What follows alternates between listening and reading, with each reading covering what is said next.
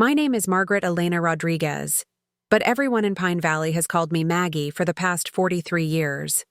I'm 71 years old, and until 2 weeks ago, I believed I was the proud mother of 3 successful children who simply got too busy with their important lives to visit their aging parents very often.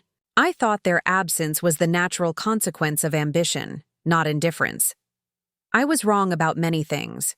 Before we jump back in, tell us where you're tuning in from, and if this story touches you, make sure you're subscribed, because tomorrow, I've saved something extra special for you.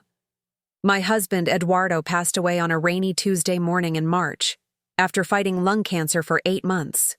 He was 74, a retired high school mathematics teacher who had spent 37 years shaping young minds and never once complained about the modest salary that kept us comfortable, but never wealthy. Eduardo had this way of making complex equations seem simple, of breaking down problems into manageable pieces until even the most struggling student could find their way to the solution. He approached life the same way, methodical and patient, always believing that every problem had an answer if you just looked at it from the right angle. We lived in the same 2-story colonial house on Maple Street, where we raised our 3 children. The house with the bright yellow kitchen that I painted myself in 1987, the creaky third step that Eduardo always meant to fix but never got around to, and the garden where I still grow the tomatoes and peppers that make the salsa our neighbors used to beg for every summer. The mortgage was paid off 15 years ago, and the property taxes were manageable on Eduardo's teacher's pension, combined with my small income from the alterations business I ran from our basement. Our eldest, Marcus, graduated summa cum laude from Columbia and became a corporate lawyer in Manhattan. He specialized in mergers and acquisitions, working 80-hour weeks for a firm whose name I could never pronounce correctly, earning what he called serious money, and what I called more than your father and I made in 5 years combined. Marcus lived in a penthouse apartment that cost more per month than Eduardo and I had ever spent on anything, and he drove a car that was worth more than our house. Our middle child, Diana, followed a different path but with equal success. She earned her MBA from Wharton and climbed her way up the corporate ladder at a pharmaceutical company in Chicago. Diana had always been our driven child, the one who color-coded her homework assignments in elementary school and maintained detailed calendars even as a teenager. She married another executive, bought a mansion in the suburbs, and sent us pictures of their elaborate vacations to places I had only seen in magazines. Our youngest, Carlos, surprised us all by becoming a successful plastic surgeon in Los Angeles. He had been our artistic child, the one who drew elaborate pictures on every available surface and talked about becoming a painter. But somewhere during his pre-med studies, art became a hobby and medicine became his calling. Carlos specialized in reconstructive surgery, often working with burn victims and accident survivors. He lived in Beverly Hills, drove luxury cars, and dated actresses whose names I occasionally recognized from entertainment magazines. All 3 of my children were successful beyond anything Eduardo and I had ever dreamed possible. They sent expensive gifts for birthdays and holidays, gifts that seemed chosen more for their price tags than their personal meaning. Crystal vases that gathered dust because I preferred the mason jars I used for my wildflower arrangements. Cashmere scarves that stayed in their tissue paper because they seemed too fancy for my simple life. Gift certificates to restaurants so expensive that Eduardo and I felt uncomfortable using them, preferring our local diner where the waitress knew our order and the portions were generous. The children called dutifully on major holidays, brief conversations filled with updates about their careers, their travels, their acquisitions. They rarely asked about our lives beyond the standard, "How are you feeling?" and "Is everything okay with the house?" When they did visit, which happened perhaps once every 18 months, they stayed in the guest room for exactly 2 days, spent most of their time on their phones managing their important business, and seemed relieved when it was time to return to their real lives. I convinced myself this was normal. Modern families were busy families. Success required sacrifice, and part of that sacrifice was time with aging parents who represented a simpler, slower world that no longer fit into their fast-paced lives. Eduardo was less forgiving. He would watch them during their rare visits, studying their faces with the same intensity he once brought to particularly challenging mathematical proofs, and I could see disappointment settling into the lines around his eyes. When Eduardo's cancer was diagnosed, I called each of our children separately to deliver the news. Marcus was in the middle of a major deal and promised to visit as soon as this project wraps up.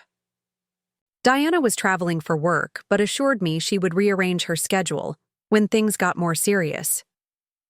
Carlos was in the middle of a complex surgery schedule but would definitely fly out soon.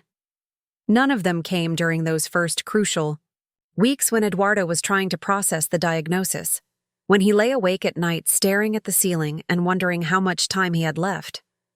They visited sporadically during his treatment, usually for single-day trips that felt more like obligations than genuine concern.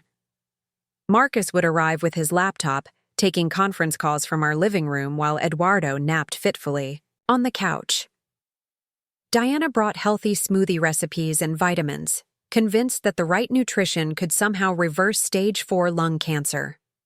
Carlos offered to connect us with specialists in Los Angeles, doctors who might have experimental treatments, but Eduardo was too weak to travel and too practical to chase miracles. The irony was that Eduardo's illness brought out the best in our community while revealing the limitations of our family. Our neighbor Mrs. Chen brought soup every Tuesday without being asked. The young couple next door mowed our lawn and shoveled our driveway all winter. Eduardo's former students, now adults with children of their own, stopped by regularly to share memories and express gratitude for the teacher who had believed in them when they doubted themselves. The mailman, Tom, who had delivered to our route for 20 years, always asked about Eduardo's progress and genuinely cared about the answer. But our children remained largely absent, their lives too important to pause for something as inconvenient as a father's dying. They sent flowers to the hospital and paid for a cleaning service to help me maintain the house, gestures that felt more like guilt management than genuine support. When I suggested they might want to spend more time with their father while they still could, each had reasonable explanations about work commitments, travel schedules, and responsibilities that couldn't be postponed. Eduardo died on a Tuesday morning while I held his hand, and our neighbor Mrs. Patterson sat quietly in the corner, providing the companionship that our children's busy schedules couldn't accommodate. His last words were my name, whispered so softly, I almost missed them. He slipped away peacefully, the mathematics teacher who had spent his life solving problems finally finding the solution to his ultimate equation. I called Marcus first as the eldest. He was in a meeting but took my call when his secretary explained the urgency. "I'm so sorry, Mom," he said, his voice professional and controlled. "I'll handle the arrangements from here. You shouldn't have to deal with the details during your grief." Before I could respond, he had already begun delegating, talking about funeral homes and obituary notices and reception venues, as if Eduardo's death was another business transaction requiring efficient management. Diana cried when I called her, genuine tears that gave me hope for authentic emotion. But within minutes, she was asking practical questions about insurance policies and estate planning, wondering if Eduardo had updated his will recently and whether I had copies of important documents. "We just want to make sure you're taken care of, Mom," she explained, but something in her tone made me uncomfortable. Carlos was in surgery when I called, but he returned my message within an hour. "I'll fly out tomorrow," he promised. "We'll get through this together." His response felt the most genuine, the most like the son I remembered from his childhood when he would climb into my lap after nightmares and let me stroke his hair until he fell back asleep. They all arrived within 24 hours, converging on our house like a corporate task force assembled to handle a crisis. Marcus took charge immediately, making phone calls to funeral directors and florists, coordinating with the church, handling logistics with the efficiency that made him successful in his professional life. Diana focused on the reception, researching caterers and venues, determined to host something appropriate for Dad's legacy. Carlos seemed overwhelmed by the finality of it all, sitting quietly in Eduardo's favorite chair and staring out the window at the garden we had tended together for 4 decades. The funeral was scheduled for Saturday, giving them time to manage their schedules and fly back to their important lives by Sunday evening. Marcus had already rescheduled 2 client meetings and seemed anxious about the professional inconvenience. Diana worried about missing a pharmaceutical conference where she was supposed to deliver a presentation. Carlos had postponed 3 surgeries, which he mentioned repeatedly as evidence of his sacrifice. On Thursday evening, as we sat around the kitchen table reviewing funeral arrangements, Marcus cleared his throat in the way he did before delivering unwelcome news to clients. "Mom, we need to discuss the service," he began, his voice taking on that familiar tone of authority that had always irritated Eduardo. "Diana, Carlos, and I have been talking, and we think it would be best if we handled the speaking portions." I looked up from the photo album I had been reviewing, searching for pictures that captured Eduardo's essence for the memorial display. "Speaking portions?" "The eulogy," Diana clarified, scrolling through her phone even during this conversation. "We know how emotional these situations can be, and we don't want you to feel pressured to speak publicly while you're grieving." "Your father was my husband for 46 years, I said slowly, trying to understand their logic. "I think I might have something meaningful to say about his life." Carlos shifted uncomfortably in his chair, glancing at his siblings before speaking. "Of course you do, Mom. It's just that public speaking can be really difficult when you're emotional. We're thinking about what's best for you." "What's best for me?" I repeated, the words feeling strange in my mouth. "And what exactly do you think is best for me?" Marcus leaned forward, adopting the patient tone he probably used with difficult clients. "Look, Mom, we know this is hard, but Dad was a teacher. He touched a lot of lives. There are going to be a lot of people at this funeral, including some important members of the community. We want to make sure the service reflects well on his memory." The implication hung in the air like smoke from a fire that hadn't quite been extinguished. They were worried about me embarrassing them, worried that their grieving mother might say something too emotional, too personal, too authentic for their polished presentation of our family. "Important members of the community," I said, my voice carefully neutral. Preparing and narrating this story took us a lot of time, so if you are enjoying it, subscribe to our channel. It means a lot to us.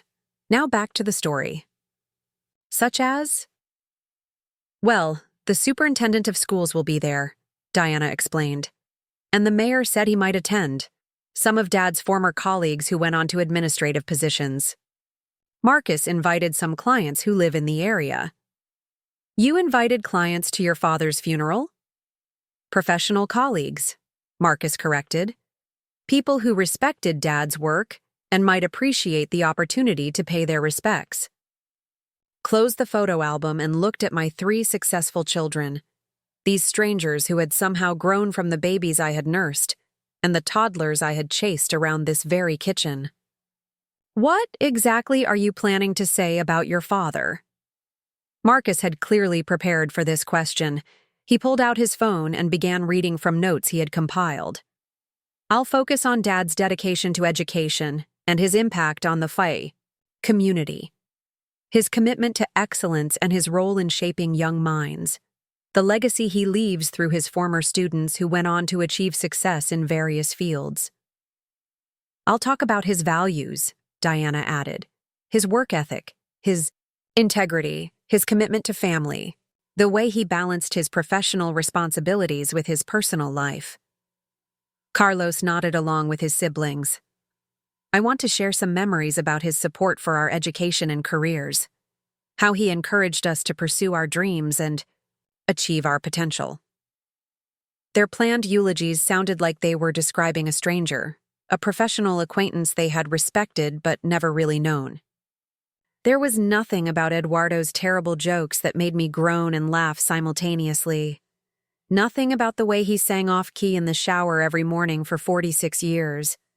Nothing about his habit of leaving love notes in my coffee cup or the way he cried during sentimental commercials. Nothing about the man who had been my partner, my confidant, my best friend for nearly half a century.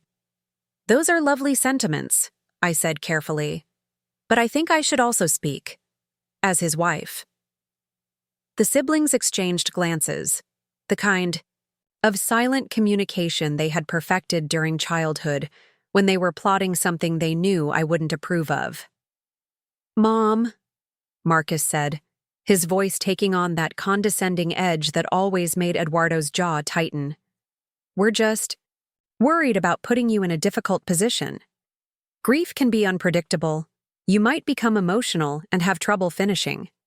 It could be embarrassing." "Embarrassing to whom?" "To you," Diana said quickly. "We don't want you to have regrets later about breaking down in front of everyone." But I could see the truth in their faces.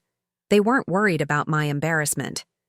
They were worried about theirs, worried that their mother, the simple woman who had devoted her life to raising them and supporting their father, might say something that didn't fit their carefully curated image of success and sophistication.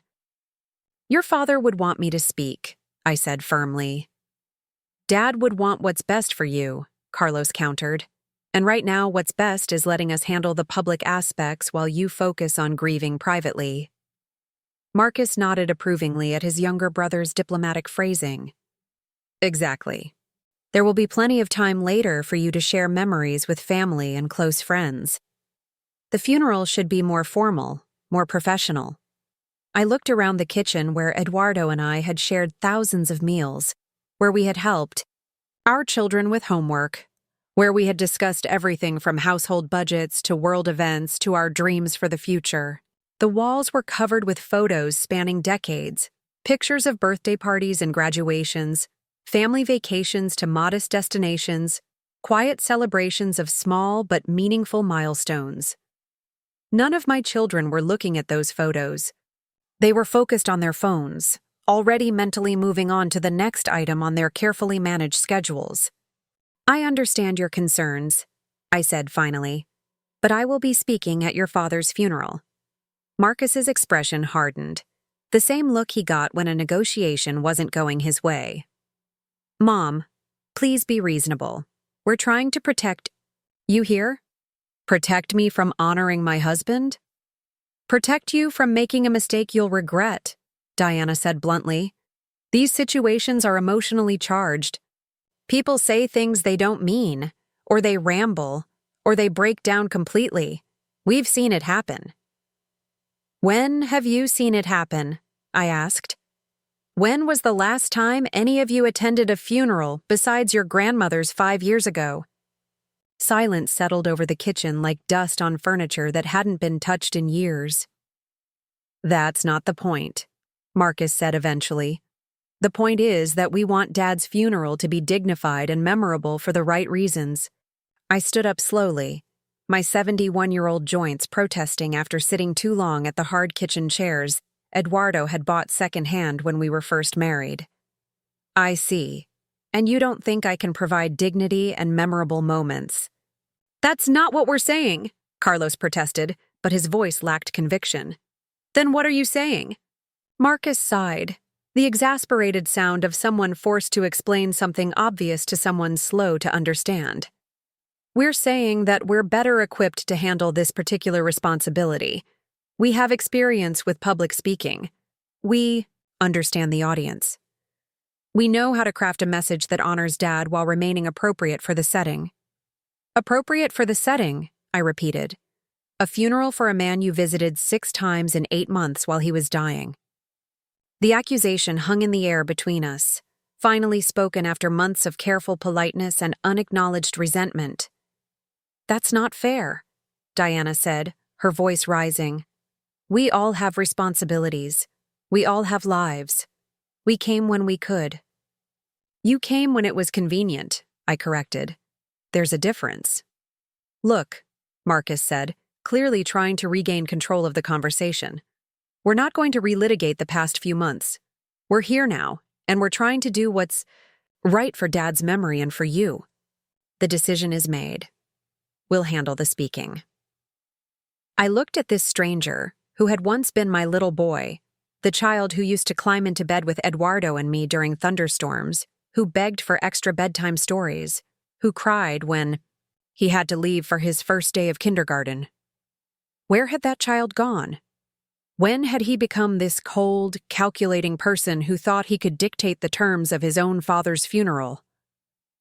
"The decision is made," I repeated. "By whom?" "By us," Diana said, gesturing to her brothers. "We're the ones planning this funeral. We're the ones handling the arrangements and managing the details. We're the ones who will have to deal with any fallout if things go wrong." "Fallout?" I said. "From what? From me honoring my husband? From you potentially embarrassing our family in front of the entire community," Marcus said, finally saying what they had all been thinking. The truth settled between us like broken glass, sharp and impossible to ignore. My children weren't trying to protect me from grief or emotional breakdown. They were trying to protect themselves from the possibility that their simple, unsophisticated mother might say something that reflected poorly on their image of success and refinement. "I see," I said quietly. "And what exactly do you think I might say that would be so embarrassing?" They had no answer for that question because the B answer would have revealed too much about how they really saw me, how they really felt about the life Eduardo and I had built together. "It's not about what you might say," Carlos offered weakly. "It's about the pressure of the moment, the emotion, the potential for things to go wrong." But I could see it in their faces, the fear that their mother might tell stories that revealed too much about our real family, our modest means, our simple pleasures, our authentic emotions. They were worried I might cry or ramble or say something that didn't fit their carefully constructed narrative of professional success and sophisticated achievement. They were worried I might be myself. "Your father spent 46 years of his life with me," I said, my voice steadier than I felt. 46 years of daily conversations, shared meals, quiet evenings, small adventures, and ordinary moments that created an extraordinary life together. But you think his former students and professional colleagues and your business associates should hear about his legacy from 3 people who couldn't find time to visit him regularly during his final months. "Mom, that's not," Diana began. "It's exactly that," I interrupted. "You want to control his funeral the same way you've controlled your relationship with him for years. Distant, professional, manageable. No messy emotions or inconvenient truths or authentic experiences." Marcus stood up, his patience finally exhausted. "Fine. If you insist on speaking, we can't stop you. But please remember that there will be important people in attendance, and this service reflects on all of us." "Important people," I repeated. "More important than the woman who loved him for 46 years? None of them answered that question, either. That night, I lay alone in the bed Eduardo and I had shared for nearly 5 decades, staring at the ceiling and thinking about the conversation in the kitchen. My children had revealed something about themselves that I had been trying not to see for years. They viewed me not as their mother, the woman who had sacrificed and supported and loved them unconditionally, but as a potential embarrassment, a relic from a simpler time that no longer fit their sophisticated lives. But as I lay there in the darkness, I realized something that brought a small smile to my face, despite the grief that pressed against my chest like a physical weight. My children had made a crucial miscalculation in their assessment of who they were dealing with. They saw me as Eduardo's simple wife, the woman who had spent her life in the background while he shaped young minds and built a reputation in the community. What they didn't know, what they had never bothered to learn, because they hadn't been home long enough or paid attention carefully enough, was that I had my own history, my own connections, my own reputation in Pine Valley that had nothing to do with being Eduardo's wife and everything to do with being Margaret Elena Rodriguez, a woman who had built something significant in her own right. They also didn't know about the secret Eduardo and I had kept for over 20 years, the decision we had made together that would change everything they thought they understood about our modest teacher's pension and simple lifestyle. But they would learn soon enough. As I finally drifted off to sleep, I began planning what I would say at Eduardo's funeral. Not the dignified professional remarks my children expected, but something real and true and worthy of the man who had been my partner in everything that mattered. I would speak about Eduardo Rodriguez, the husband, the man who left love notes in my coffee cup every morning for 46 years. I would speak about Eduardo Rodriguez, the neighbor, who shoveled driveways without being asked and fixed leaky faucets for elderly residents who couldn't afford plumbers.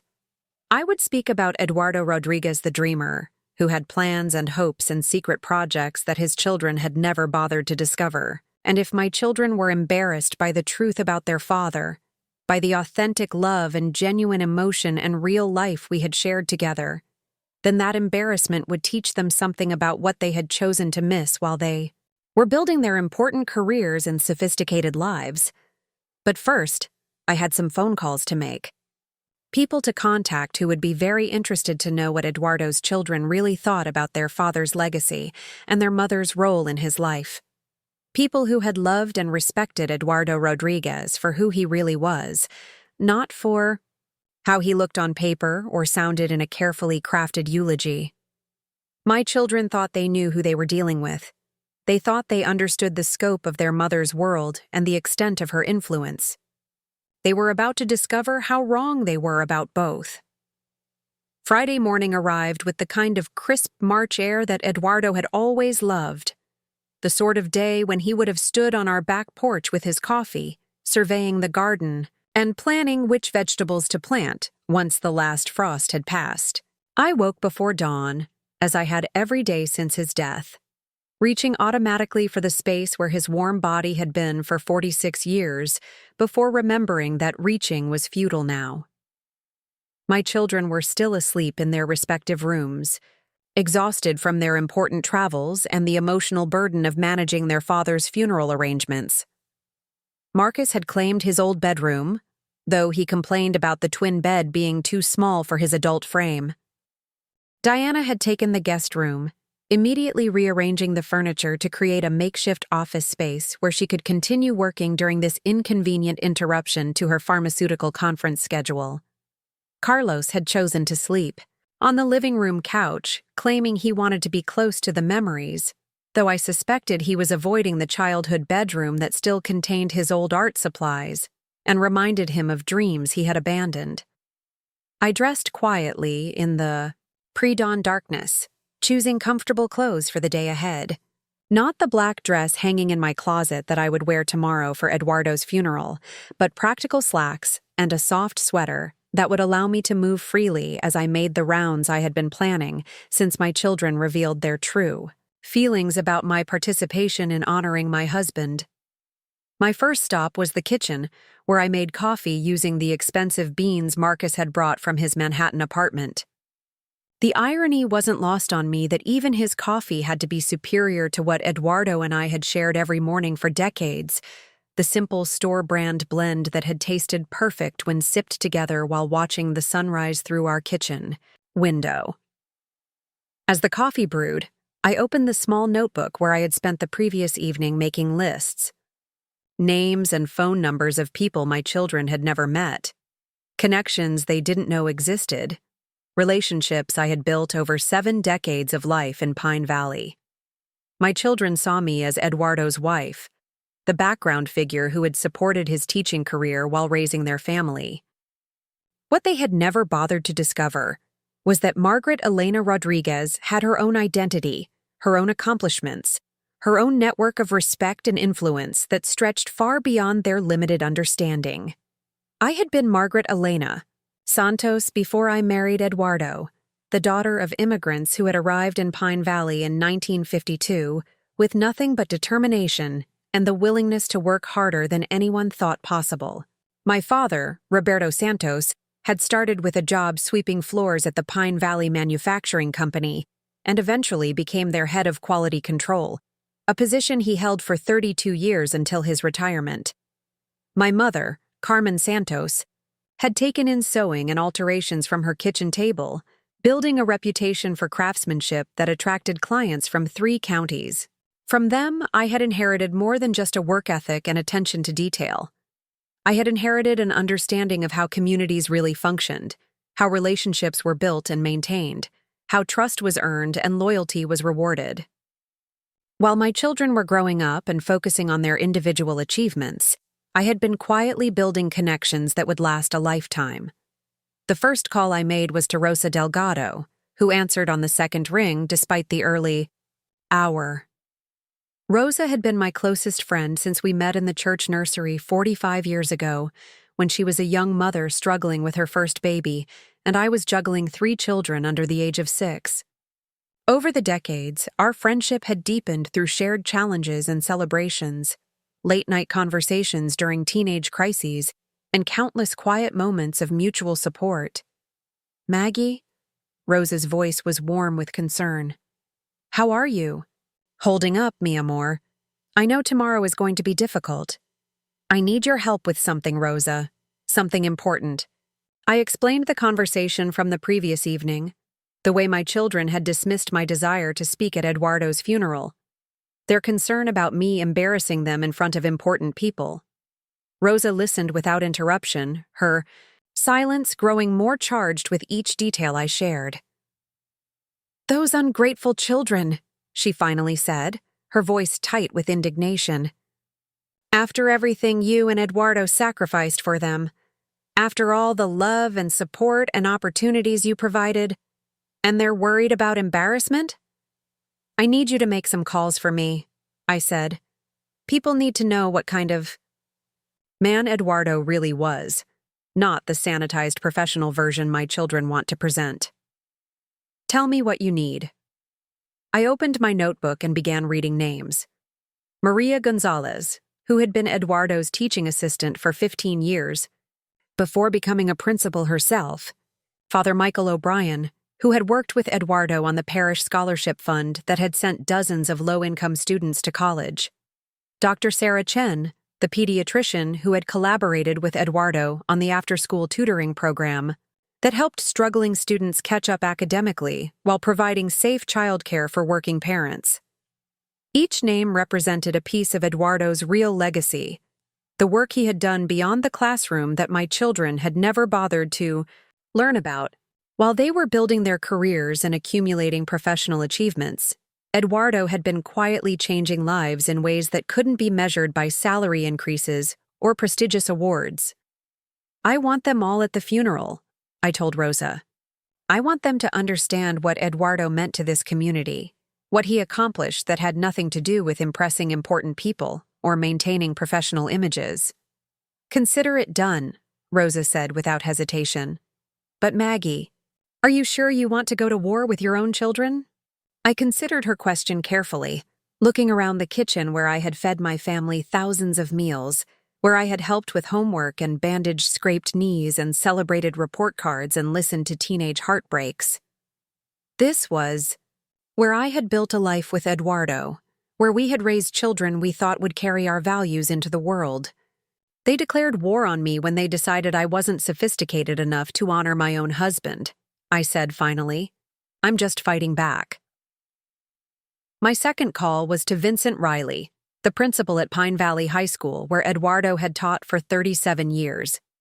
Vincent had been a student in Eduardo's advanced mathematics class 28 years ago, a struggling kid from a broken home who had found stability and encouragement in Eduardo's classroom. When Vincent returned to Pine Valley as a teacher, after college, Eduardo had become his mentor. When Vincent was promoted to principal 5 years ago, Eduardo had been his most trusted advisor. "Mrs. Rodriguez," Vincent's voice carried genuine grief. "I'm so sorry for your loss. Mr. Rodriguez was the finest teacher I've ever known, and one of the best men I've ever met." "Thank you, Vincent. I'm calling because I need your help with something." I explained the situation with my children, their plan to control the funeral service and limit my participation. Vincent's response was immediate and emphatic. "That's completely unacceptable. Mr. Rodriguez would be horrified to know his children were trying to silence you at his own funeral. I want to make sure his former students know they're welcome at the service, I said. Not just the ones who became successful professionals, but all of them. The ones Eduardo never gave up on, even when everyone else had written them off. I'll reach out to everyone I can find, Vincent promised. Mrs. Rodriguez, there are hundreds of people in this community whose lives were changed by your husband. They deserve the chance to honor him properly. Vincent understood what my children didn't, that Eduardo's real legacy wasn't measured in test scores or college admission rates, but in the individual lives he had touched. The student who had been failing algebra until Eduardo stayed after school every day for 2 months to help him understand. The girl who had been told she wasn't college material until Eduardo helped her discover her talent for mathematics and encouraged her to pursue engineering. The boy who had been headed for trouble until Eduardo gave him responsibility as a classroom assistant and helped him find direction. My third call was to Carmen Delgado, Rosa's daughter and the current director of the Pine Valley Community Center. Carmen had been one of Eduardo's students 15 years ago, a bright girl from a struggling family who had needed extra support to reach her potential. Eduardo had not only tutored her for free, but had helped her family navigate the college application process and find financial aid that made her education possible. Mrs. Rodriguez, I was planning to come to the funeral anyway, Carmen said when I explained why I was calling. Mr. Rodriguez changed my entire life trajectory, but I want to do more than just attend. I want to make sure people understand the scope of what he accomplished. Carmen had access to records from the community center's after-school programs, documentation of Eduardo's volunteer work that had never been officially recognized or celebrated. She also had connections throughout the county from her work in social services, relationships with people who had benefited from Eduardo's quiet generosity over the years. There's something else, Carmen added. Something I think you should know before the funeral. Your husband never talked about it, but I found out a few years ago that he's been anonymously funding college scholarships for low-income students. The checks come through a foundation account, but I traced them back to him when I was doing background checks for recipients. I sat in silence for a moment, absorbing this information. Eduardo had never mentioned anonymous scholarships to me, never suggested that we were giving away money beyond our regular charitable contributions. But it explained some things that had puzzled me over the years. The way he had occasionally declined small luxuries I had suggested, claiming we needed to be careful with our budget. The way he had insisted on keeping our lifestyle modest even when his salary had increased with experience and education. How many scholarships? I asked. At least 20 over the past 8 years that I can document. Probably more that went through other channels. Mrs. Rodriguez, your husband has probably funded close to $200,000 in college education for kids who couldn't afford it otherwise. $200,000. Money that could have paid for nicer cars or exotic vacations or a larger house, or any of the material improvements my children probably assumed their parents couldn't afford. Instead, Eduardo had quietly invested in other people's children, other people's dreams, other people's futures. Does anyone else know about this? I asked. I don't think so. Like I said, he was very careful to keep it anonymous. I only figured it out because of my position here at the center and the financial reporting requirements we have to meet. After I hung up with Carmen, I sat at the kitchen table for a long time, drinking coffee that had grown cold while I processed this revelation about my husband. Eduardo had been funding college scholarships for 8 years without telling me, which meant he had been doing it since shortly after Carlos graduated from medical school. Since our last child had finished his education and was established in his career. It wasn't that Eduardo had been hiding anything from me, I realized. He had simply been taking care of other people's children the same way we had taken care of our own, ensuring they had opportunities to succeed even if their families couldn't provide financial support. In his mind, this was just an extension of what he did in the classroom every day, helping students reach their potential regardless of their background or circumstances. But the scholarships represented something else, something that made my heart ache with a mixture of pride and sadness. Eduardo had been giving away our retirement money, our security, our buffer against unexpected expenses or medical bills. He had been doing it because he trusted that we would be fine with less, that our needs were simple enough and our love strong enough to sustain us without material accumulation. He had been right. We had been fine with our modest lifestyle, our secondhand furniture, our simple pleasures.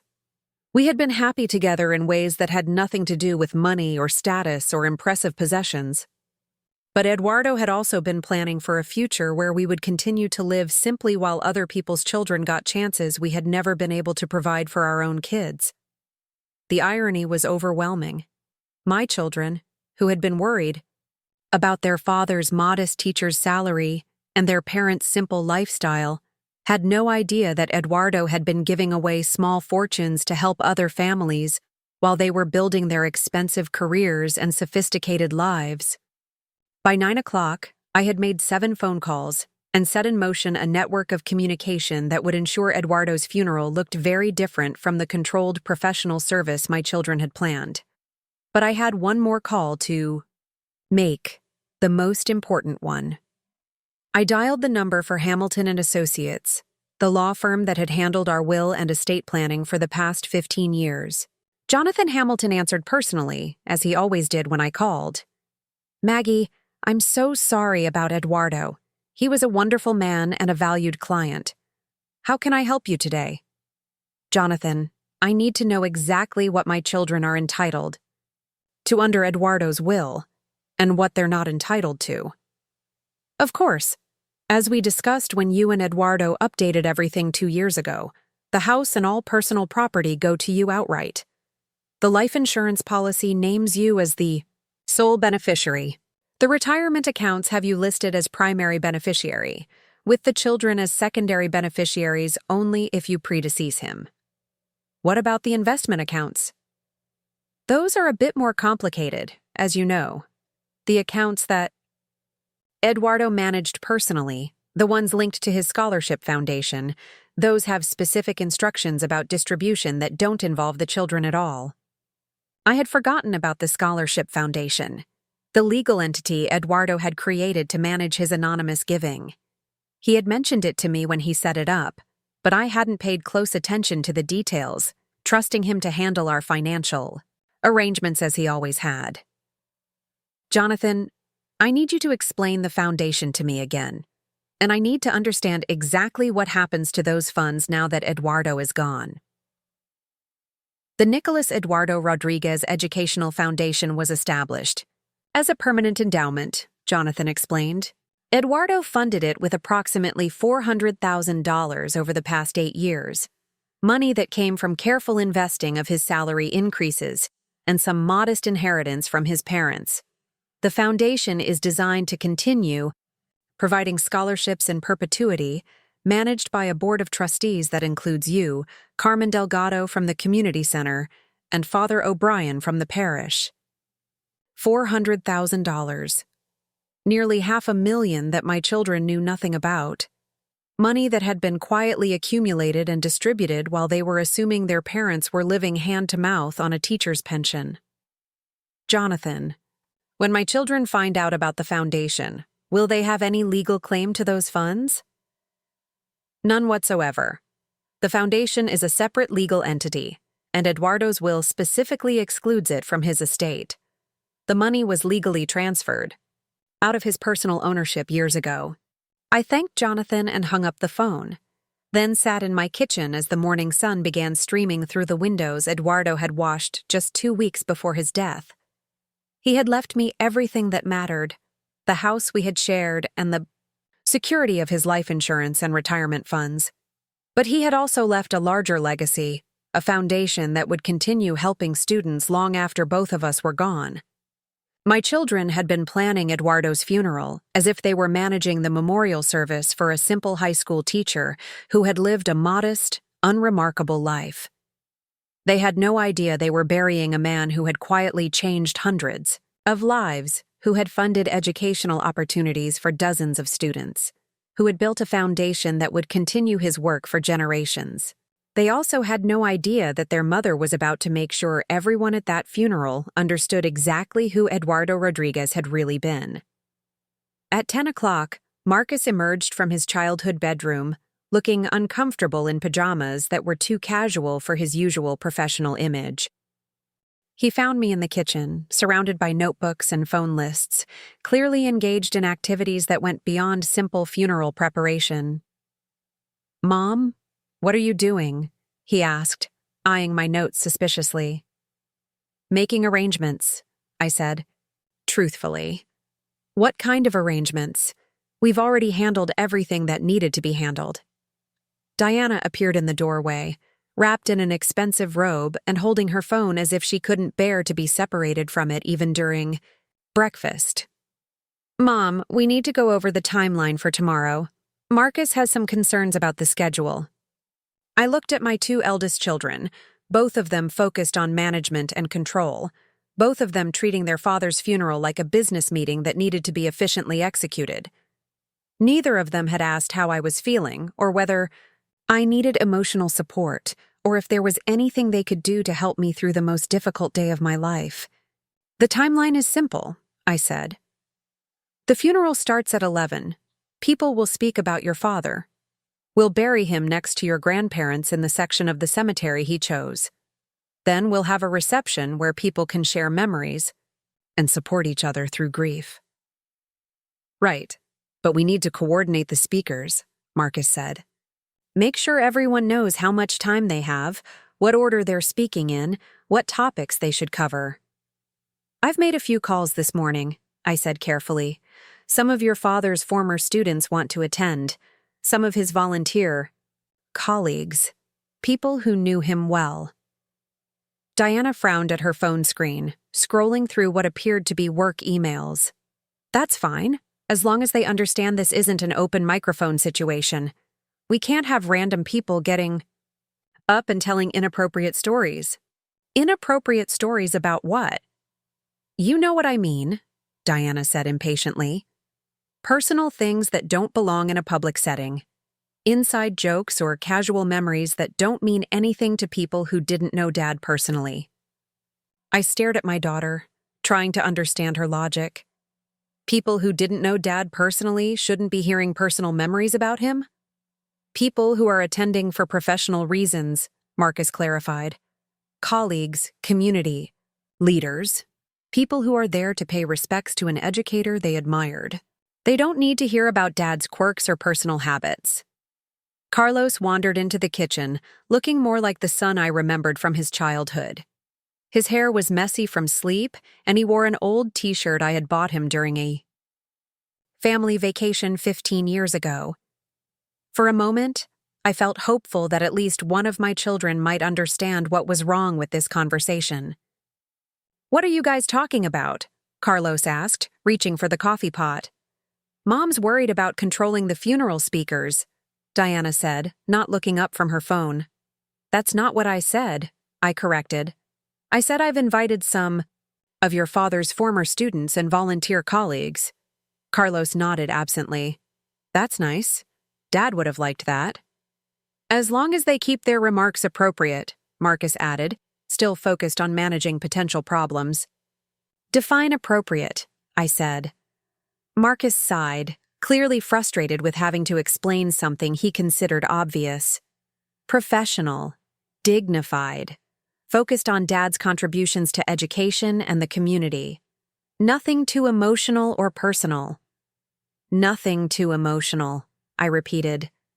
"At a funeral." "You know what I mean, Mom. There's a difference between honoring someone's memory and turning their funeral into a therapy session." I looked at Marcus, my eldest child, the boy who had once cried for an hour when his pet goldfish died, who had begged me to tell him stories about heaven so he could imagine where his goldfish had gone. That child had understood that grief was supposed to be emotional, that loss was supposed to hurt, that love was supposed to be expressed, openly and honestly. "Your father was an emotional man," I said quietly. "He cried during sentimental commercials. He got teary-eyed every year when his students graduated. He held my hand during movies and wrote me love notes that he hid in my coffee cup. Are those the kinds of emotional displays you're worried about people mentioning? That's different, Diana said. That's private. Why should it be private? Why should people not know that your father was capable of tenderness and affection and genuine feeling? Marcus set down his coffee cup with unnecessary force. Because it's not relevant to his professional legacy. Because people don't need to hear about your personal relationship in order to respect his accomplishments as an educator. I felt something shift inside me, a clarity that had been building since the previous evening, but was just now crystallizing into understanding. My children weren't just embarrassed by the possibility of me speaking emotionally at Eduardo's funeral. They were embarrassed by emotion itself, by the messy reality of human feeling that didn't fit their carefully constructed images of professional success. They had spent so many years building lives based on control and management and appropriate responses that they had forgotten how to allow space for authentic experience. They couldn't bear the thought of people seeing their father as anything other than a professional accomplishment, because that would require acknowledging that success could be measured in ways that had nothing to do with salary or status or social recognition. I see, I said.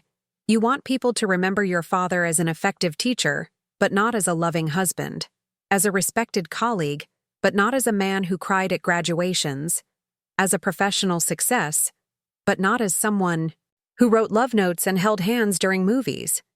We want people to remember him appropriately, Marcus said firmly. And who decides what's appropriate? You?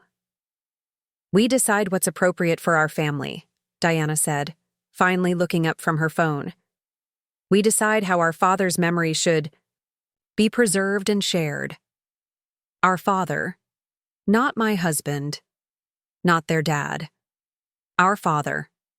As if Eduardo had been a shared professional asset that needed to be managed according to corporate standards. Your father was my husband for 46 years, I said, my voice steady despite the rage building in my chest.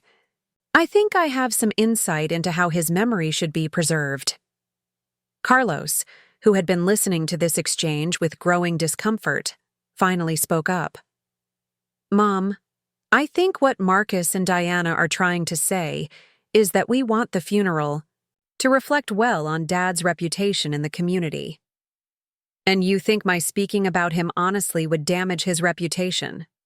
Not damage, Carlos said quickly. Just maybe not present him in the most professional light. I looked at my youngest child, the boy who had once spent hours in his father's workshop learning to build birdhouses, who had cried when Eduardo missed his high school graduation because of a student emergency, who had called Eduardo every week during medical school to ask for advice about studying and career decisions. Carlos, do you remember when you were 8 years old and you broke Mrs. Patterson's window with a baseball? Carlos nodded, clearly confused by the change of subject. Do you remember what your father did? He made me go apologize and pay for the repair with my allowance money. Do you remember what else he did? Carlos was quiet for a moment, thinking. He helped me practice my apology first, and he came with me when I went to talk to Mrs. Patterson. He stood beside you while you took responsibility for your mistake, but he didn't let you face the consequences alone.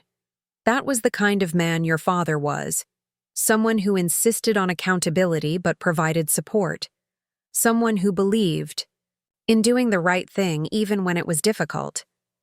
That's a nice memory, Mom, Diana said dismissively. But it's not the kind of thing that needs to be shared at a funeral. Why not? Because it's personal family business, Marcus said. Because people don't need to know about Carlos's childhood mistakes in order to respect Dad's teaching career. I stood up slowly, my hands flat on the kitchen table that had hosted thousands of family meals and conversations and homework sessions and planning meetings for everything from birthday parties to college applications. This table where Eduardo and I had discussed our dreams and concerns and daily details for 4 decades. Let me ask you something, I said, looking at each of my children in turn. Do any of you know how your father spent his retirement money? They exchanged glances, clearly puzzled by another apparent change of subject. His retirement money? Marcus asked. I assume it's in standard investment accounts. Why? Do any of you know about the Nicholas Eduardo Rodriguez Educational Foundation? More puzzled looks, more uncertain glances between siblings. What foundation? Diana asked. The foundation your father established 8 years ago to provide college scholarships for low-income students. The foundation he funded with over $400,000 of our retirement savings. The silence that followed this revelation was different from the awkward pauses that had punctuated our previous conversations. This was the silence of people realizing they had fundamentally misunderstood something important. $400,000? Carlos said weakly. Anonymous scholarships for students who couldn't afford college otherwise. Students like Carmen Delgado, who is now the director of the community center. Students like Vincent Riley, who is now the principal at the high school. Students whose families had no money, but whose potential your father recognized and nurtured. Marcus was the first to recover, his lawyer's mind immediately calculating implications. Why didn't he tell us about this? Because it wasn't about you, I said simply. It was about other people's children, other people's futures, other people's dreams. It was about using whatever resources we had to make a difference in the world, even if that meant living more modestly than we could have afforded. Diana stared at me as if I had announced that Eduardo had been leading a secret double life. You're telling us that Dad gave away almost $500,000 and never mentioned it. I'm telling you that your father spent 8 years quietly, changing lives while you were building your careers, and assuming your parents were barely getting by on a teacher's pension. The implications were sinking in now. The realization that they had completely misjudged their father's financial situation and their parents' priorities. Eduardo hadn't been a simple high school teacher living a modest life because he had no other options. He had been a man who chose simplicity in order to fund other people's opportunities, who valued impact over accumulation, who measured success by the students he helped rather than the money he saved. That's what I want to talk about at his funeral, I continued. The man who gave away retirement money to fund college scholarships. The man who stayed after school every day for 2 months to help struggling students understand algebra. The man who drove to graduation ceremonies at 6 different colleges last year to see former students receive degrees he had helped make possible. Marcus, Diana, and Carlos stared at me as if I were describing a stranger rather than their father. Those are the stories people need to hear, I said.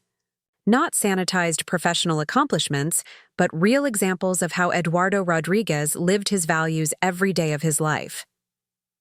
But Mom, Diana said hesitantly, if he gave away that much money, what does that mean for your financial security?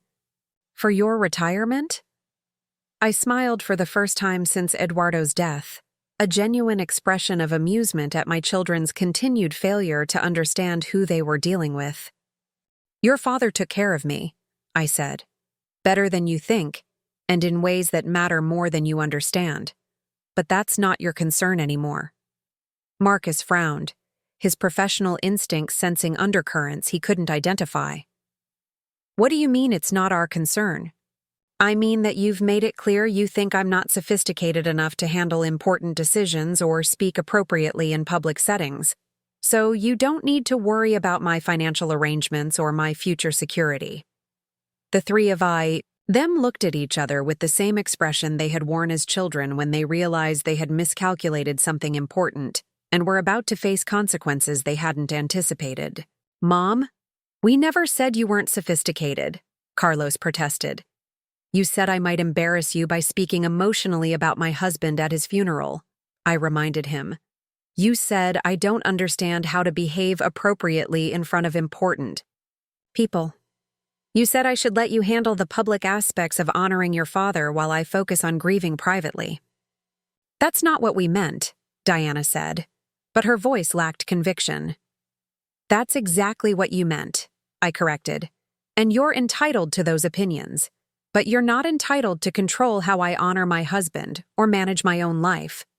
I gathered my notebooks and phone lists, preparing to continue the day's work of ensuring Eduardo's funeral reflected who he really was, rather than who my children thought he should have been. "Where are you going?" Marcus asked. "To finish." "Making arrangements," I said. "Your father's former students deserve the chance to speak about what he meant to them. His volunteer colleagues deserve the opportunity to share stories about his community work. His scholarship recipients deserve the right to honor the man who made their education possible." "But what about the schedule?" Diana protested. "What? About coordination and timing?" "I'm sure you'll figure it out," I said. "You're very good at managing things." As I left the kitchen, I heard them beginning to whisper among themselves, their voices carrying the urgent tones of people who had suddenly realized they might have seriously miscalculated a situation. They thought they understood. But I had more important work to do than listening to their belated concerns. I had a funeral to plan, not the sterile professional memorial they had envisioned, but a real celebration of Eduardo Rodriguez's life and legacy. A celebration that would honor the man who had been my husband, my partner, my best friend for 46 years. A celebration that would also teach my children exactly who they had been trying to silence and exactly what they had failed to understand about the life their father had really lived. Saturday morning arrived with a persistent drizzle that seemed to mirror the weight of grief pressing against my chest. I woke before dawn, as had become my habit since Eduardo's death, my hand automatically reaching for the space where his warmth had been for 46 years. The house felt different this morning, charged with anticipation and tension as my children prepared for what they believed would be a carefully controlled memorial service. I could hear them moving around in their respective rooms, the sounds of expensive luggage being organized and important phones being checked for messages that couldn't wait even on the day of their father's funeral. Marcus was already on a conference call with his law firm, his voice carrying through the thin walls as he discussed a client emergency that had somehow materialized overnight. Diana was in the guest room conducting what sounded like a pharmaceutical strategy meeting, her professional responsibilities apparently too critical to pause for personal grief. Only Carlos seemed focused on the day ahead, though I could hear him pacing restlessly in the living room where he had spent another sleepless night on our old couch. I dressed with deliberate care in the black dress I had worn to Eduardo's mother's funeral 8 years ago, adding the modest pearl earrings he had given me for our 25th anniversary. They weren't expensive pearls, nothing like the elaborate jewelry my children's wives displayed, but they had been chosen with love and saved for through months of careful budgeting on a teacher's salary. As I fastened them, I could almost hear Eduardo's voice telling me I looked beautiful, words he had spoken every time I wore anything special for 4 decades. By 9:30, the parking lot at Restrepo Funeral Home was filling beyond capacity, cars spilling onto side streets as people arrived to honor a man whose impact had reached further than my children had ever imagined. I recognized vehicles, belonging to former students now in their 40s and 50s, teaching colleagues both active and retired, community volunteers, church members, and neighbors who had known our family for decades. This would not be the small, manageable gathering my children had anticipated. Marcus positioned himself near the entrance like a corporate greeter, shaking hands with practiced politeness, while clearly calculating the social status and potential importance of each arrival. He wore his most expensive dark suit and carried himself with the authority of someone accustomed to controlling professional situations. But I could see tension building in his shoulders as he realized the crowd included people who didn't fit his vision of an appropriate funeral demographic. These weren't just community leaders and professional colleagues. These were ordinary people with extraordinary stories about how Eduardo had touched their lives. Diana had stationed herself near the guest book, ostensibly helping people sign, while actually conducting informal assessments of who belonged at what she considered an important social event. She had prepared for a funeral that would enhance the family's reputation within Pine Valley's professional circles, not a gathering That might include people from every economic and social level of our community. Her discomfort was obvious as she struggled to place faces and determine whether certain attendees met her standards for memorial service appropriateness. Carlos seemed overwhelmed by the size and diversity of the gathering, standing near Eduardo's casket, where elaborate floral arrangements from his children competed for space with simple bouquets from students who could barely afford the gesture. He kept glancing toward me with an expression that might have been dawning understanding, perhaps beginning to realize that this day would unfold very differently than any of them had planned. At 10:45, Father O'Brien approached me near the front of the chapel where I was accepting condolences from a steady stream of people whose faces told profound stories about Eduardo's influence on their lives. The elderly priest's expression was kind but troubled, and I sensed he needed to discuss something that my children wouldn't appreciate. "Maggie, I need to speak with you about the service," he said quietly, glancing toward Marcus, who was watching our conversation with obvious concern. "I've had numerous people approach me about speaking today, more than we typically accommodate, for a funeral service. Your children specifically requested that I limit remarks to family members only, but I'm receiving significant pressure from community members who feel they have essential things to share about Eduardo's legacy." I looked toward my eldest son, who had probably given Father O'Brien explicit instructions about maintaining strict schedule adherence and message control, treating Eduardo's funeral like a corporate presentation that needed to stay on topic and on time. "Who wants to speak?" I asked. "Vincent Riley, for one. He says Eduardo was instrumental in shaping his entire career trajectory and has specific stories about your husband's mentoring work that go far beyond normal teacher-student relationships." Carmen Delgado from the Community Center wants to discuss the Scholarship Foundation and its impact on local students. Maria Gonzalez has detailed accounts of Eduardo's volunteer tutoring program. Dr. Sarah Chen wants to talk about their collaboration on after-school childcare initiatives. And there are others, Maggie, many others. Father O'Brien paused, studying my face with the wisdom of someone who had conducted hundreds of funerals and understood the difference between genuine grief and social obligation. "Maggie, I've known your family for over 20 years. Eduardo baptized half the children in this parish and personally helped more families navigate difficult times than I can count. But your children seem extremely concerned about service length and what they call the appropriateness of multiple unplanned speakers. What do you think Eduardo would want?" I asked. Father O'Brien's face softened into the first genuine smile I had seen all morning. "Eduardo would want people to tell the complete truth about his life, regardless of how long it took or whether it made anyone uncomfortable with authentic emotion. Then that's exactly what we'll do." I walked purposefully toward where my children stood clustered near the front row, their faces displaying increasing tension as they realized their carefully orchestrated memorial was evolving beyond their ability to manage or control. Marcus saw me approaching and immediately moved to intercept what he clearly anticipated would be a problematic conversation that might disrupt their planning. "Mom, we absolutely need to maintain the schedule," he said before I could speak. "The service is supposed to begin in exactly 15 minutes, and we cannot have people making unstructured, unplanned remarks that could derail the entire program. Several of your father's former students and community colleagues want to speak about his impact on their lives," I said calmly. "People whose careers he influenced, whose education he funded, whose families he supported during difficult times." "That's certainly nice sentiment," Diana interjected with the dismissive tone she used for subordinates who didn't understand proper protocol. "But we've already finalized the speaking order and content.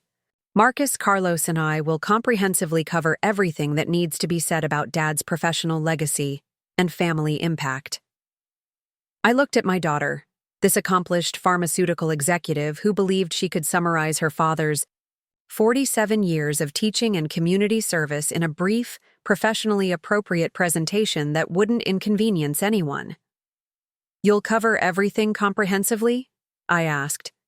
Will you discuss the summer Eduardo spent building wheelchair ramps for elderly residents who couldn't afford professional contractors? Will you mention the Christmas mornings he spent delivering food baskets to families struggling with unemployment?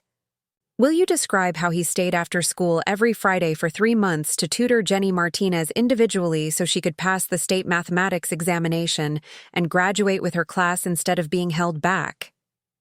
My children stared at me with expressions suggesting I was recounting the activities of a complete stranger rather than describing their own father's community involvement.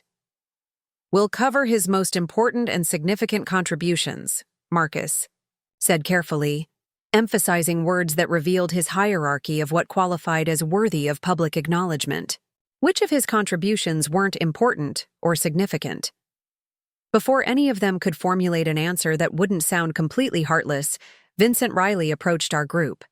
The high school principal wore a simple dark suit and carried himself with the quiet dignity of someone who had built his career on genuine respect rather than inherited authority or financial privilege. Vincent had never forgotten his origins or the people who had helped him reach his current position. "Mrs. Rodriguez," he said, nodding respectfully to my children while maintaining focus on me. "I wanted to request permission to say a few words about your husband today. He meant a tremendous amount to many of us in ways that deserve public recognition." Marcus immediately stepped forward, his corporate instincts automatically engaging. "Mr. Riley, we certainly appreciate your desire to honor our father, but we've already arranged for family members to handle all speaking portions of the service. In order to maintain appropriate structure and timing," Vincent's expression shifted subtly, a flicker of surprise at being dismissed so casually by people who clearly had no understanding of his relationship with their father or his standing within the community. "I understand your concern about structure, but Mrs. Rodriguez, there are specific things about your husband's work and character that I don't believe many people fully comprehend.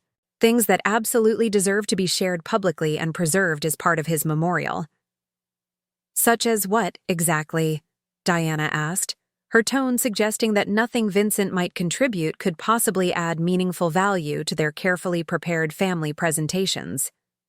"Such as the fact that your father personally funded my entire college education when my family couldn't afford tuition," Vincent said quietly, his voice carrying the weight of deep gratitude and profound respect. "Such as the fact that he spent hundreds of dollars of his own money every year to buy textbooks and supplies for students whose families were struggling financially.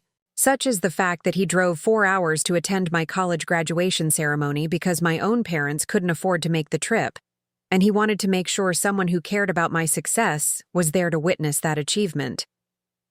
The silence that followed Vincent's statement was profound and uncomfortable. My children had no prepared response to concrete examples of their father's personal generosity. No professional framework for processing the reality of Eduardo's individual investment in other people's children's futures. "Mr. Riley," I said firmly, "I would be deeply honored if you spoke about my husband today. Your words would mean everything to me." Marcus opened his mouth to object, but I continued speaking before he could interrupt with another attempt at damage control. "In fact, I believe anyone who is meaningfully touched by Eduardo's life should have the opportunity to share their memories and experiences. This service isn't about maintaining a particular professional image or impressing specific important people. It's about honestly honoring a man who gave everything he had to help others succeed and thrive." More people had begun gathering around our conversation, drawn by the mention of speaking opportunities and the chance to finally express publicly what Eduardo had meant to them privately. Carmen Delgado stood nearby with tears in her eyes, clutching a thick folder that I suspected contained comprehensive documentation of Eduardo's scholarship work. Maria Gonzalez waited respectfully with several former teaching colleagues, their faces reflecting genuine grief and love for the man they had worked alongside for decades. "Mrs. Rodriguez," Carmen said softly, "if it would be appropriate and acceptable, I'd very much like to share some specific information about the educational foundation your husband established." There are scholarship recipients here today who traveled significant distances because they wanted people to understand what he did for them and how it changed their entire life trajectories. Diana looked genuinely panicked at the mention of scholarship recipients, people whose presence clearly hadn't been anticipated or welcomed in her vision of an appropriate funeral gathering that would reflect well on the family's social standing. "How many people are we actually talking about?" she asked with barely concealed anxiety. 23 students whose college educations were directly funded by your father's anonymous donations," Carmen replied matter-of-factly. "Some of them are now teachers themselves, doctors, engineers, social workers, business owners, people who wanted to honor the man who made their professional success possible when their families couldn't provide that support." I watched my children's faces as they processed this information with obvious shock. 23 college graduates whose achievements could be directly traced to Eduardo's financial generosity. 23 productive professionals who had built meaningful lives because a high school mathematics teacher had invested his retirement savings in their potential rather than his own comfort. "That's absolutely wonderful," Carlos said, and for a moment his voice carried genuine emotion that reminded me of the caring child he had once been. Dad would have been so proud to know they came to honor him. But Marcus remained fixated on logistics and control issues. "We still need to carefully manage the timing and structure. If everyone who wants to speak gets up and shares stories, this service could potentially continue for hours. That's not fair to people who have other commitments and responsibilities." "So what?" I asked simply. "So people have other places they need to be," he said with exasperation. "Other appointments, other obligations, other responsibilities they can't just abandon. We can't reasonably expect them to sit through an endless series of unstructured speeches and emotional testimonials." I stared at my eldest son, struggling to comprehend his reasoning process. "People have other commitments that are more important than honoring your father's memory?" "People have lives, Mom," he said, as if explaining something obvious to someone slow to understand. "Real responsibilities and obligations that can't be postponed indefinitely. We can't impose on everyone's schedule just because a lot of people want to share personal stories." Father O'Brien, who had been listening to this exchange with growing clarity about the family dynamics at play, finally intervened. "Marcus, in my 40 years of conducting funeral services, I've learned that people who come to honor someone's memory make time for what truly matters to them. If they're here today, it's because they want to be here and they're prepared to stay as long as necessary. But there has to be some reasonable structure and organization," Diana insisted with increasing frustration. "Some level of coordination and planning. We can't just allow anyone to get up and say whatever they want, without any guidance or time limits." "Why not?" I asked directly. She looked at me as if the answer should be completely obvious to any rational person. "Because it could become extremely emotional and unpredictable. People might say inappropriate things or share private information. It could become chaotic and embarrassing for everyone involved." "Your father's life was emotional," I said with growing firmness. "He was passionate about teaching, deeply devoted to his students, completely committed to helping people reach their potential. If that passion and devotion come through clearly in people's remarks, that's not inappropriate. That's authentic. That's exactly who he really was." Marcus made one final attempt to maintain control over the situation. "Mom, please try to be reasonable here. We've planned a dignified, respectful service that honors Dad's memory and accomplishments without turning into an unmanaged marathon session of unstructured testimonials that could go anywhere. And I've planned to honor my husband by allowing people who genuinely loved him to speak honestly about what he meant to them," I replied with finality. "Your plan focuses primarily on maintaining a particular image and meeting social expectations. My plan focuses on telling the complete truth about who Eduardo really was."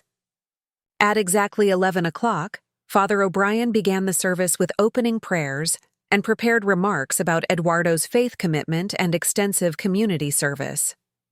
The chapel was packed far beyond normal capacity, with people standing along the walls and crowded in the back area when all the pews filled completely. My children sat rigidly in the front row, looking increasingly uncomfortable as they fully grasped that the size and diversity of the gathering exceeded their expectations by enormous margins.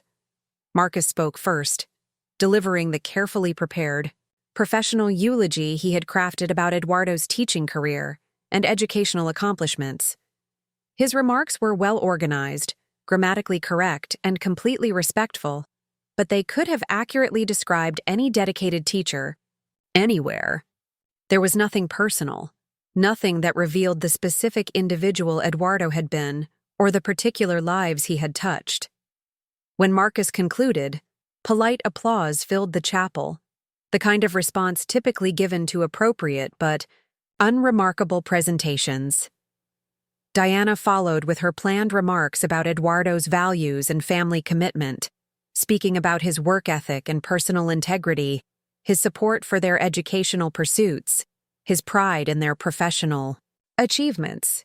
Again, her words were technically accurate but emotionally distant, describing a generic father figure rather than the complex, passionate man who had been my husband for 46 years. Her speech sounded more like a performance evaluation for a satisfactory employee than a celebration of someone deeply beloved.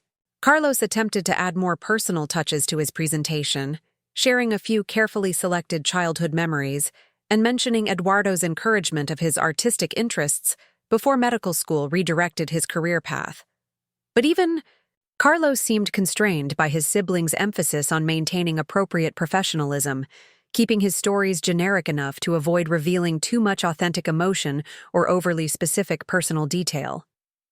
When Carlos finished speaking, there was an expectant pause as the three of them looked toward Father O'Brien, clearly assuming the speaking portion of the service was now complete according to their predetermined plan. But I stood up slowly, my 71-year-old legs steady despite the tremendous weight of grief and determination I carried. "I would like to say a few words about my husband," I announced, my voice carrying clearly through the packed chapel despite my age and emotional state. Marcus's face tightened with barely concealed anxiety and dread. This was the precise moment he had been anticipating with fear when his potentially embarrassing mother might say something emotional or inappropriate in front of important community members and professional colleagues. Diana kept glancing nervously between me and the crowd, clearly calculating the potential for social disaster and family embarrassment. Only Carlos looked genuinely encouraging, nodding slightly as if he finally understood that this moment belonged to me regardless of their concerns or objections. I walked slowly to the podium, taking time to look out over the faces that filled every available space in the chapel. Former students now middle-aged with children of their own, teaching colleagues who had worked alongside Eduardo for decades, community volunteers who had collaborated with him on countless projects, scholarship recipients whose lives had been fundamentally changed by his generosity, neighbors who had benefited from his kindness, church members who had witnessed his faith in action. These weren't mourners fulfilling social obligations or professional duties. These were people who had genuinely loved my husband and understood his true value in ways my children had never bothered to discover. Eduardo Rodriguez was my husband for 46 years, I began, my voice strong and clear despite the emotion building in my chest. He was also a teacher, a volunteer, a mentor, a neighbor, and a treasured friend to many of you. But I want to talk about the Eduardo you might not have known, the man who lived quietly but loved extravagantly, who gave generously without seeking recognition. I could see Marcus shifting uncomfortably in the front row, probably wondering if I was about to share intimate marital details that would mortify the family. But I wasn't here to reveal private secrets. I was here to honor the public life. Eduardo had lived when no one was watching, the daily choices he had made that reflected his character and values. Eduardo left love notes in my coffee cup every single morning for 46 years, I continued, my voice growing stronger with each word.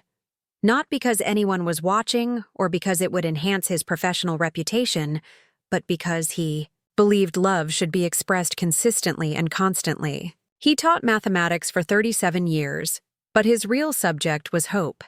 He showed struggling students that someone believed in their potential even when they couldn't see it themselves.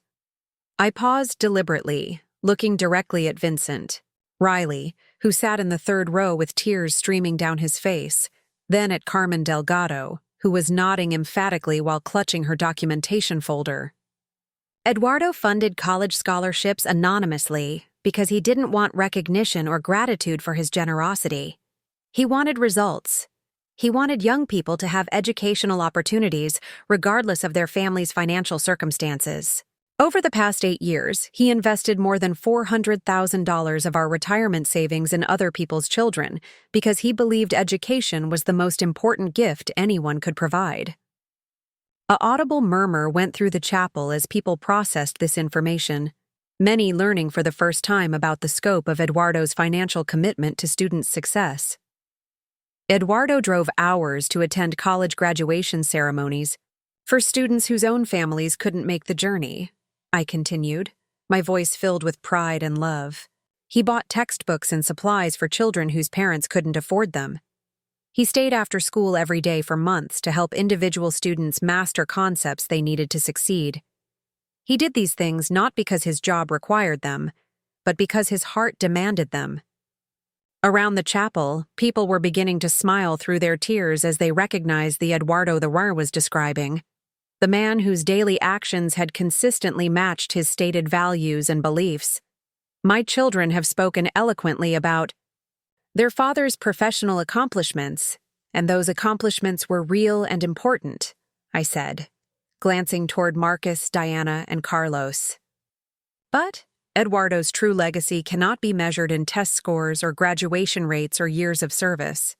It's measured in individual lives that were changed, individual dreams that were supported, individual futures that were made possible by his unwavering belief in human potential. Now I looked directly at the scholarship recipients scattered throughout the chapel, young adults whose education had been funded by a man they had never met, whose generosity had remained completely anonymous. Until this moment.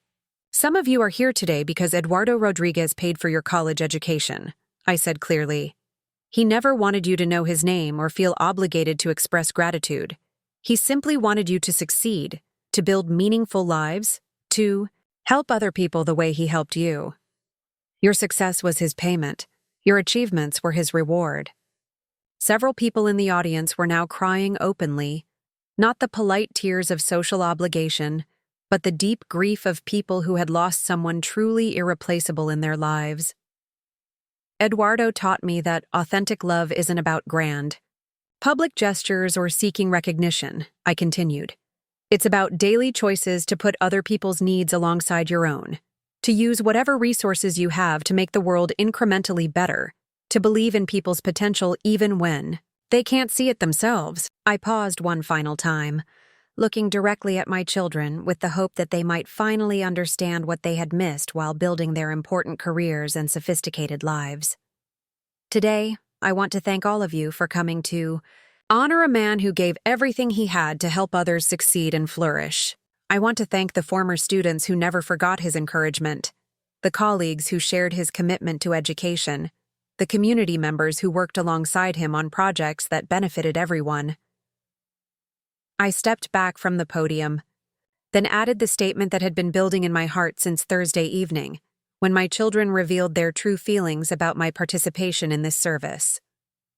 And I want to thank you for allowing me to speak about my husband honestly and emotionally, because that's who he was, and that's exactly how he deserved to be remembered. The applause that followed was different from the polite acknowledgement my children had received. This was genuine appreciation from people who recognized truth when they heard it, who understood that authentic emotion was not only appropriate at a funeral, but essential for honoring someone who had lived with such passion and commitment. Now, I'd like to invite anyone else who knew Eduardo and has something meaningful to share about his impact on their life to come forward, I announced, remaining at the podium. This is your opportunity to honor a man who honored all of you. Marcus looked like he was about to stand up and object, but Vincent Riley was already moving toward the front of the chapel with obvious purpose and determination to share what Eduardo Rodriguez had meant to his life and career. For the next hour and 40 minutes, a steady stream of people spoke about Eduardo with love, gratitude, and profound respect. The stories they shared painted a picture of a man whose influence had extended far beyond any classroom or official job description, someone who had touched lives in ways that would continue rippling through generations.